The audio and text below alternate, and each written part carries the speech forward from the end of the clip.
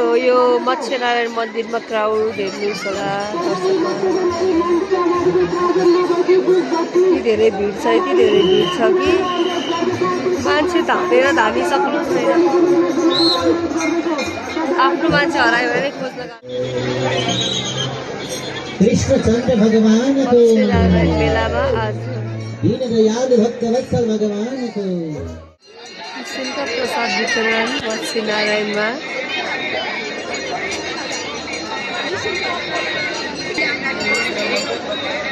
पुनः नमस्कार मत्स्यनारायण मन्दिर यो चाहिँ मलमासमा प्रत्येक 3 वर्षमा लाग्ने मेला हो कृपया भक्तजनहरू यहाँबाट यसरी फुल प्रसाद अक्षता नफालिदिनु होला यहाँ तल भएको माछाहरू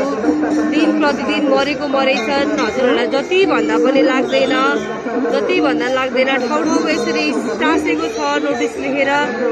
प्लिज प्लिज मन्दिरमा धर्म गर्न आउनु भएको धर्म गर्नु होला यसरी नगर्नु होला यति सफा पानी यस्तो बनाउनु भएको छ माछाहरू यसरी यो पोखरीभरि माछा थियो अहिले माछाहरू छैन दिनको 10वटा 20वटा माछा मरिरहेको छ प्लिज धर्म गर्न आउनु भएको मान्छेहरू अनुशासित भएर मन्दिरमा दर्शन गरेर जानु होला यसरी फुल प्रसाद खाल्ने काम नगरिदिनु होला कृपया हजुरहरूलाई यहाँबाट भन्दा लागेन यो भिडियो सम्पूर्ण आउने भक्तजनहरूले र आइसकेको भक्तजनहरूले नि हेर्नु होला र एक अर्कालाई यो सन्देश मेसेज दिनु होला कृपया यसरी पोखरीमा माछा भएको पोखरीमा फुल प्रसाद खानेकुरा चामल नफालिदिनु होला माछाहरू डराउँछ अनि त्यो दूषित पानी भएपछि दूषित पानी खाएर माछाहरू मर्छ कृपया यहाँ फोहोर